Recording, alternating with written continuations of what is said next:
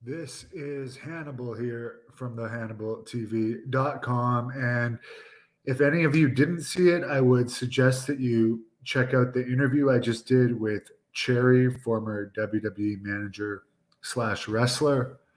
Very good interview, very nice person. Let me jump into the news.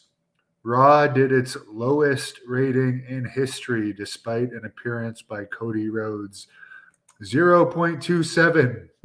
But it is noteworthy that even though Monday night WWE was at Madison Square Garden, they chose not to make that the location for Raw. It seems like for SmackDown, they're putting huge effort into getting a great rating for SmackDown Christmas week with John Cena and everything, but for Raw, they just didn't care for whatever reason. They didn't want to put on a special show for Madison Square Garden.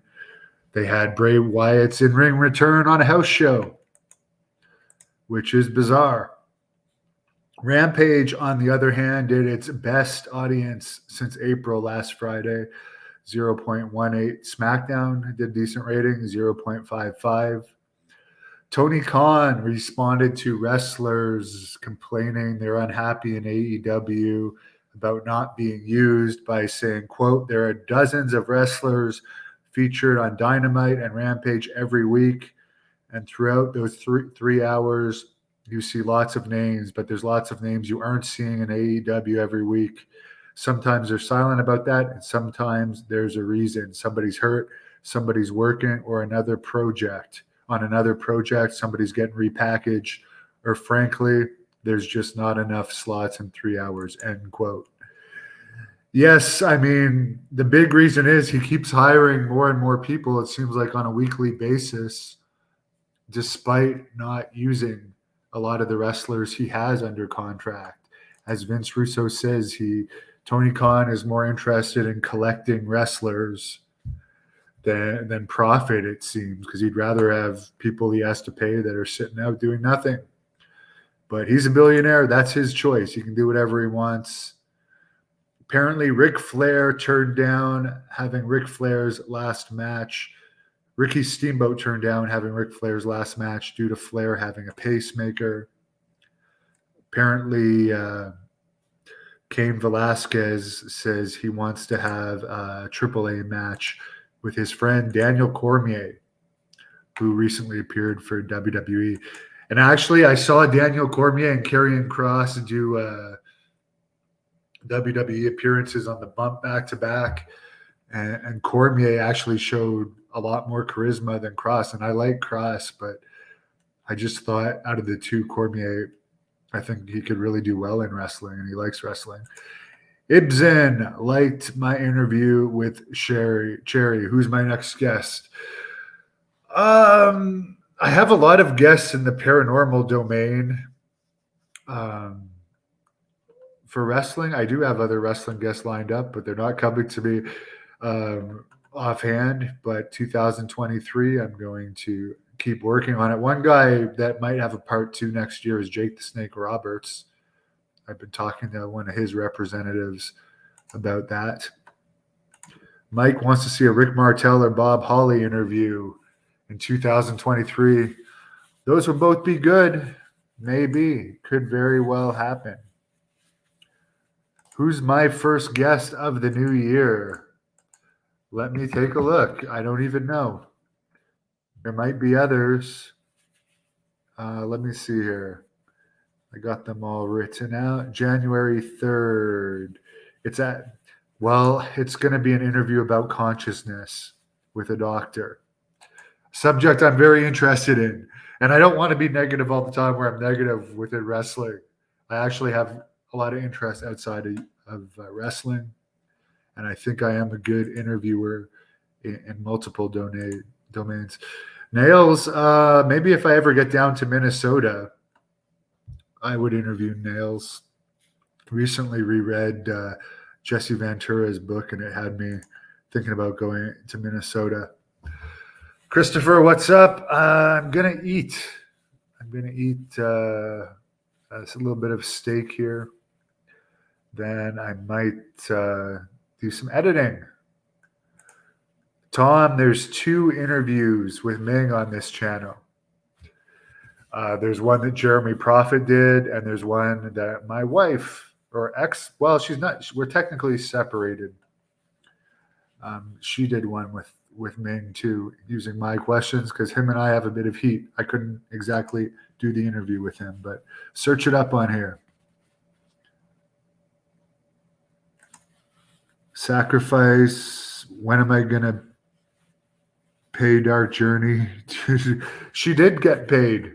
Sadly, Dark Journey got paid for that horrible interview she gave when I believe someone commented that it looked like when she put the phone down, there was cocaine or crushed up pills all over the desk that she was talking on, but she seemed to be on something, alcohol and other stuff.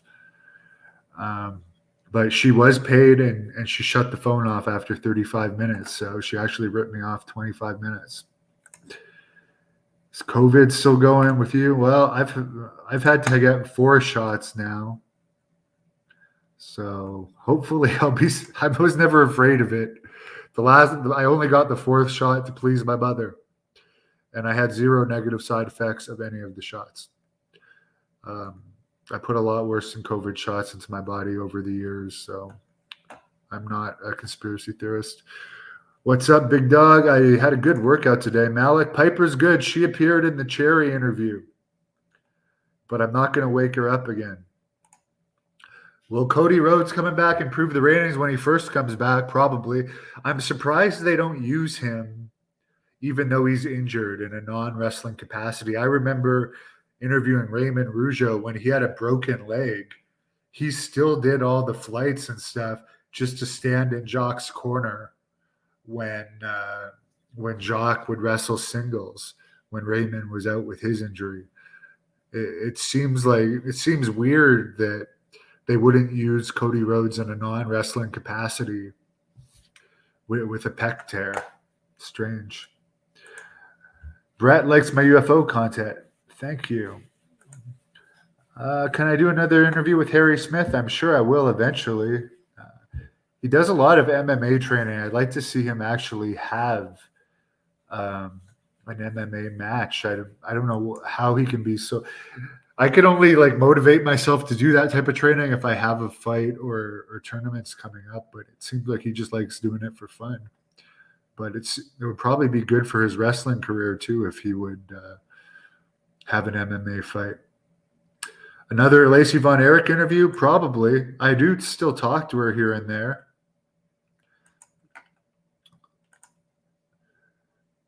What else will I sell on eBay? I've sold a lot of this stuff I was going to sell privately. So probably just a few things. Have they had Kevin Owens? They love Kevin Owens for some reason, even though he's definitely featured in many of the lowest ratings of all time.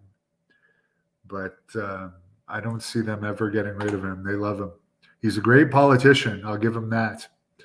But I think WWE needs stars.